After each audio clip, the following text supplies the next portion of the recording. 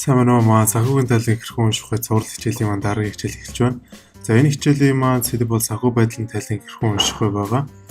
Орлогын тайлан дээр компани тайланд хугацаанд үйл ажиллагааны гүйцэтгэлийг харуулдаг бол санхүү байдлын тайлан нийт хөрөнгө үр төлбөр болон эзэдийн өмчийн тайланд хугацаанд хөрөнгөлсөн дүнг харуулдаг байгаа. Нийт хөрөнгө болон хөлбөр нь балансны хоёр талд барилах ба хоорондоо үргэлж тэнцэх ёстой байдаг. Балансын баруун гар талд нийт хөрөнгө, харин зүүн гар талд нийт хөрөнгийн ямар их хөлбөрөөр бүрдүүлсэн буюу үр төлбөр болон эзэдийн өмчийг бүртгэдэг. За санхүү байдлын талангаас хөрөнгө үр төлбөр эзэдийн өмчийг чухалчилж илүү харж үздэг байгаа. Хэрвээ компани нийт хөрөнгө нь 100 сая төгрөг, үр төлбөр нь 25 сая төгрөг байвал эзэдийн өмч маань 75 сая төгрөг байх ёстой. Ингэжээж үр төлбөр болон эзэдийн өмч маань нийлбэр дүн нь нийт хөрөнгөтэйгээ тэнцэж байгаа. Хөрөнгөө сур төлбөрийн хаснаар эзэдийн өмч цэвэр өөрийн хөрөнгө капитал зэргийг харах боломжтой байдаг. Энгийн жишээ үзвэл та бизнес эхлүүлэхээр банкнаас зээл авсан. За зээл авснаар баланст хэрхэн тусгахыг харъя. За мэдээж үр төлбөр хэсгээр нэмэгдэнэ. За дараагийнх нь бэлэн мөнгө хэсгээр нөгөө талд мөн адил нэмэгдэх байгаа.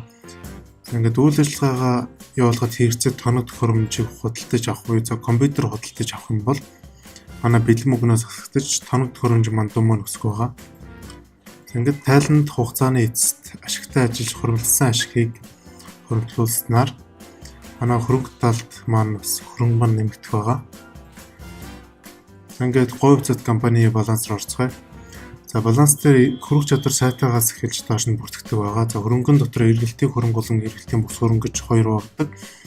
Эргэлтийн хөрөнгө нь 1 жилээс дотор буюу богино хугацаатай эргэлтийн хөрөнгөд эргэлтийн бусд нь харин 1 жилээс илүү удаан хугацаатай хөрөнгөд багтдаг байгаа.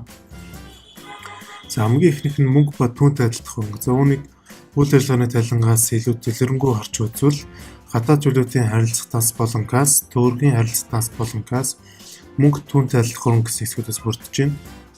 За банкнд дах төгрөгийн харилцагтаас нь жилийн 7.2% боддог. Харин гадаад валютын харилцагтаас нь жилийн 1.2% боддог байгаа. За дансны ба бус давлагт говь зэт компани бараа материалыг зээлээр борлуулсан бол тэр борлуулсан дүнгүүндээ бүртгэдэг байгаа. За орчилгаа төлбөр хэсэгт урьдчилсан зардал болон орчилгаа төлбөрүүд багтдаг. За бараа материал хэсгийг үйл ажиллагааны дэлгэрэнгүй тайлбарлалын тайлангаас дэлгэрэнгүй харсан дээрх. За үүнд түүхийн эд материал, дуусаагүй үйлдвэрлэл, бэлэн бүтээгдэхүүн, үйлдвэрлэлийн хангамжийн материал, зам жив бараа гэх зүйлс орж ийн. Нэмэлтээр тайланжилт бараа материалын өртөгт 15 тэрбум 204 сая төгрөгийг ажилтны цалин болон түүнтэй адилдах зардлыг нэмж хүртгсэн байгаа. За ингээд эргэлтийн бус хөрөнгийн хамгийн дээр барилах үндсэн хөрөнгөөс эхлэе.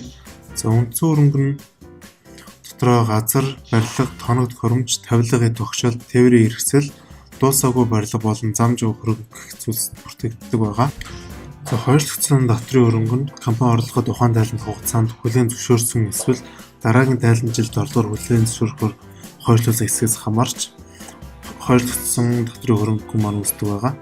Үйл ажиллагааны тайлангаас дэлгэрэнгүй оруулалт, дансны болон бус тавлага, дансны болон бусад өвлөг, зээл гэсэн нэрээр бүртгэгддэг байгаа.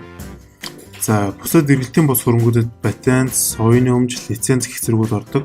За эдгээр хөрөнгүүд нь үндсэн хөрөнгөтэй адилхан жилээс жилд илэгдэж явдаг байгаа. За ингээд энэ бүгдийн нийлбэр маань нийт хөрөнгийн хэмжээг гаргаж ирнэ. За одоо их усрын доор барилах үр төлбөрөөс яриа. За үр төлбөрийн дотроо богино хугацаат үр төлбөр болон урт хугацаат үр төлбөр гэж хоёр хуваагдаж байгаа. Богино хугацаат нь 1 жилээс богино хугацаатай, урт хугацаанд нь 1 жилээс илүү урт хугацаатай гэж нэрлэдэг. За дансны ба бус төглөөгд говь зэт компани бараа материалыг зээлээр худалдаж авах болон ямар нэгэн компани өөрсдгийг авсан боловч хараахан мөнгөний төлөөгүй бол дансны ба бус төглөөгд бүртгэдэг.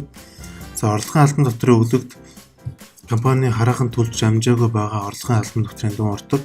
За богино хугацаат банкны зээлд 1 жилээс богино хугацаатай банкны зээлүүд ордог байгаа. За ойрлогдсон дотрын үр төлбөр түнзүүрэн болоод олсон орлогоос төлөөгүй байгаа дотрын хэмжээ гэх мэт зүйлсүүдийг бүртгэдэг. За урт хугацаат банкны зээл нь 1 жилээс илүү удаан хугацаатай банкнаас авсан зээлийн хэмжээг бүртгэдэг байгаа. За ингээд богино хугацаат үр төлбөр болон урт хугацаат үр төлбөрийн нийлбэр дүн нь нийт үр төлбөр болдог. За одоо эзэдийн өмч хэсэг маань орж ирж байна. За хувьцаат капиталд компани нийт хувьцааны тоог нэрлсэн үнээр үржиж бүртгэдэг. Харин дахин үнэлгээний нэмэгдэл хэсэгт компани хөрөнгө зах зээлийн үнээр дахин үнэлж тухайн үнэлгээнээс зүүлсэн зураг дахин үнэлгээний нэмэгдэл тасанд бүртгэдэг байгаа. Харин гадаад валютын хөрүүлтийнээс гадаад дахь охин компаниас зүүлсэн валютын хөрүүлтийн зураг бүртгэн. За хөрөнгөсөн ашиг хэсэгт компани тайлан тогтсонд олсон цэвэр ашигаас хэрэг ногдол ашиг тараасан бол тараас дүн гасаж бүртгэн. Эсвэл цэвэр ашигаа бүдэнгийн нэмж хөрөнгөлөж бүртгэдэг байгаа.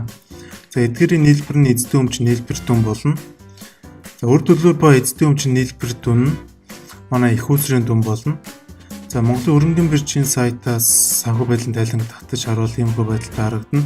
Тэр улаанаар тодруулсан зүйл нь нийт хөрөнгө болон нийт их үүсвэрийн маань нийлбэр дүн хоорондоо тэнцсэн байгааг харуулж байна. Анхаарал хандуулсанд баярлалаа. Хэрвээ манай сурал хичээл маань таалагдчих байвал like and share